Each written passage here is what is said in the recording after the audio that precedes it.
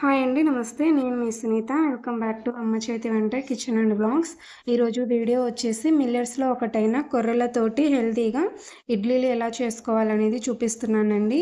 కొర్రలు తినడం వల్ల ఆరోగ్యానికి ఎంతో మేలు చేస్తాయి. కొర్రలు తీపి, వగరు రుచి కలిగి ఉంటాయండి. అలాగే మధుమేహం ఉన్న చిన్న పిల్లలకి గానివ్వండి, గర్భిణీలకు మంచి ఆహారము. కొర్రల్లో మాంసకృత్తులు, రైబోఫ్లేవిన్‌తో పాటు అధిక మొత్తంలో పీచు పదార్థం ఉంటుంది. అలాగే వీటిలో యాంటీ ఆక్సిడెంట్లు ఎక్కువగా ఉంటాయండి. కడుపు నొప్పి, మూత్రంలో మంట, ఆకలి లేకపోవడం, అతిసారం వంటి సమస్యలను కొర్రలతో పూర్తిగా చెక్ పెట్టేయొచ్చు. అలాగే గుండె జబ్బులు, రక్తహీనత, ఊబకాయము, రక్తస్రావం లాంటి సమస్యలకు కూడా పూర్తిగా చెక్ పెట్టేయొచ్చండి. మరి ఇన్ని హెల్త్ బెనిఫిట్స్ ఉన్న ఈ కొర్రలతో ఇడ్లీలు ఎలా చేసుకోవాలో ఇప్పుడు చూసేద్దాం పదండి. దానికోసం ఇక్కడ ఒక గిన్నె తీసుకొని అలాగే ఒక చిన్న కప్పుతోటి ఇక్కడ మినపప్పు అనేది తీసుకుంటున్నానండి. నేను వచ్చేసి ఒక కప్ అయితే తీసుకుంటున్నాను. అలాగే ఇక్కడ నేను తీసుకున్న మినపప్పు వచ్చేసి పొట్టు మినపప్పు తీసుకుంటున్నానండి. మీరు కావాలనుకుంటే చాయ మినపప్పు అయినా తీసుకోవచ్చు. అంటే మినపగుండ్లు ఉంటాయి కదా, వాటినైనా తీసుకోవచ్చు. తర్వాత వాటర్ వేసి శుభ్రంగా కడిగి తీసుకోవాలి అండి. నేను వచ్చేసి ఇక్కడ ఒక కప్ అయితే తీసుకున్నాను. మీరు ఎంత కావాలో దానికి తగ్గట్టుగా తీసుకోవచ్చు. ఇలా సుమారుగా ఒక 2-3 సార్లు నీళ్లు పోసి కడిగిన తర్వాత ఇప్పుడు మరొకసారి కూడా నీళ్లు పోసి దీన్ని పూర్తిగా 8 గంటల పాటు ఈ మినపప్పును నాననివ్వండి.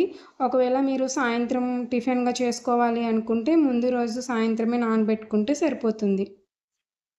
ఉదయమే మిక్సీ పట్టి పెట్టుకుంటే సాయంత్రం కల్లా పిండి పులిసిపోతుంది. అప్పుడు మనం ఇడ్లీలు చేసుకోవచ్చు.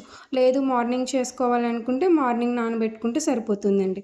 తర్వాత వీటిని పక్కన పెట్టుకున్న తర్వాత ఇంకొక గిన్నె తీసుకున్న తర్వాత మనం ఏ కప్పుతో అయితే మినపప్పు తీసుకున్నామో అదే కప్పుతో 2 కప్పుల దాకా కొర్రలు తీసుకుంటున్నాను అండి. ఇక్కడ నేను ఇడ్లీ రవ్వని యూజ్ చేయట్లేదు. అంటే కొర్రలతో పాటు కాస్త ఇడ్లీ రవ్వను వేయడం ఇలా అయితే ఏం చేయట్లేదండి. ఇక్కడ మీరు చూడొచ్చు పూర్తిగా కొర్రలు అయితే తీసుకుంటున్నాను. కొర్రలు వచ్చేసి ఈ విధంగా ఎల్లో కలర్లో ఉంటాయండి. చాలా చిన్నగా ఉంటాయి అన్నమాట. తర్వాత వీటికి నీళ్లు పోసి సుమారుగా 3-4 సార్లు కడిగి తీసుకోండి. కొర్రలు కడుగుతూ ఉంటే ఒక ఎల్లో కలర్ లాగా వస్తూ ఉంటుందండి. అదంతా పోయి నీరంతా కూడా తెల్లగా కనిపించేంత వరకు ఒక 3-4 సార్లు కడిగి తీసుకుంటే సరిపోతుంది. మీరు ఇక్కడ చూడొచ్చు నేను కడుగుతూ ఉంటేనే వాటర్ అంతా కూడా ఎల్లో కలర్లోకి వచ్చిందండి. ఇదేదో ఫుడ్ కలరో కెమికలో కాదండి, కొర్రల కలర్ అలా వస్తుందన్నమాట. సో ఈ విధంగా కడిగిన తర్వాత ఇక్కడ చూస్తున్నారు కదా, ఇలా శుభ్రంగా కడిగి తీసుకున్న తర్వాత ఇవన్నీ మునిగేంత వరకు నీరు పోసి పెట్టుకోవాలి అండి. ఈ కొర్రలు కూడా పూర్తిగా 8 గంటలు నానాలి అండి. నానినప్పుడే అది గింజ లోపలికి వెళ్ళి మనం మిక్సీ పట్టినప్పుడు మంచిగా మెదుగుతుందన్నమాట. తర్వాత 8 గంటల తర్వాత నేను ముందుగానే పొట్టు అంతా కూడా కడిగి తీసుకున్నానండి. మినపప్పు కడిగాను, అలాగే కొర్రలు కూడా కడిగి పెట్టుకున్నాను అనమాట. 8 గంటల తర్వాత ఇక్కడ మీరు చూడొచ్చు పప్పు కూడా చక్కగా నానిపోయిందనమాట. ఈ విధంగా నానితే సరిపోతుందండి. అలాగే కొర్రలను కూడా కడిగి తీసుకున్నానండి. ముందే కడిగి తీసుకున్నానన్నమాట. ఆ క్లిప్ వచ్చేసి చూపించలేదండి. ఇక్కడ చూడొచ్చు మీరు కొర్రలు కూడా చక్కగా నానిపోయాయన్నమాట. మెత్తగా నానిపోయాయండి. మరి మెత్తగా అవ్వలేదు బియ్యంలాగా అని అనుకోకండి. కొర్రలు గట్టిదనం ఉంటాయి కాబట్టి అవి ఇంత మాత్రమే నానుతాయండి. మిక్సీలో వేసుకుంటే మంచిగా మెదుగుతాయన్నమాట. తర్వాత ఒక మిక్సీ జార్ తీసుకొని ముందుగా మినపప్పు రుబ్బుకోవాలి అండి. మినపప్పు రుబ్బుకున్న తర్వాతనే మనం కొర్రలు రుబ్బుకోవాలన్నమాట. తగినన్ని వాటర్ పోసుకొని ఒకే స్పీడ్లో కాకుండా ఆగుతూ మనము ఇడ్లీలకి ఎలా అయితే పట్టుకుంటామో ఆ విధంగా మెత్తగా మినపప్పు అనేది మిక్సీ పట్టుకొని తీసుకోవాలి. ఇక్కడ చూస్తున్నారు కదా, ఎంత వీలైతే అంత మెత్తగా మిక్సీ పట్టుకొని ఒక గిన్నెలోకి తీసేసుకోండి. ఇలా మినపప్పు రుబ్బుకున్న తర్వాత అదే మిక్సీ జార్లోకి కొర్రలు వేసేసుకోండి. ఇక్కడ మీరు ఒకటి గుర్తుపెట్టుకోండి, కొర్రలు అనేది మినపప్పులాగా మెత్తగా రుబ్బుకోకూడదండి. కాస్త బరకగా అంటే పలుకులు ఉన్నట్టుగా రుబ్బుకోవాలన్నమాట.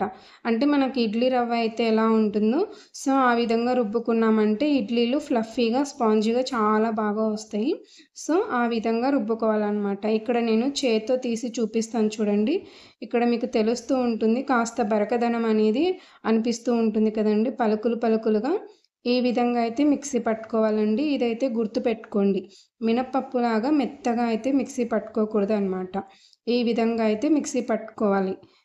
తర్వాత ఈ కొర్రలు పిండిని కూడా మనం మినపప్పు రుబ్బి పెట్టుకున్నాం కదా, ఆ గిన్నెలోకి వేసేసుకోండి. ఇక్కడ మీరు కావాలంటే ఈ పిండి రుబ్బుకునేటప్పుడు ఒక 10 నిమిషాల ముందు అటుకులు కానీ మరమరాలు కానీ నానబెట్టి వేసుకోవచ్చండి.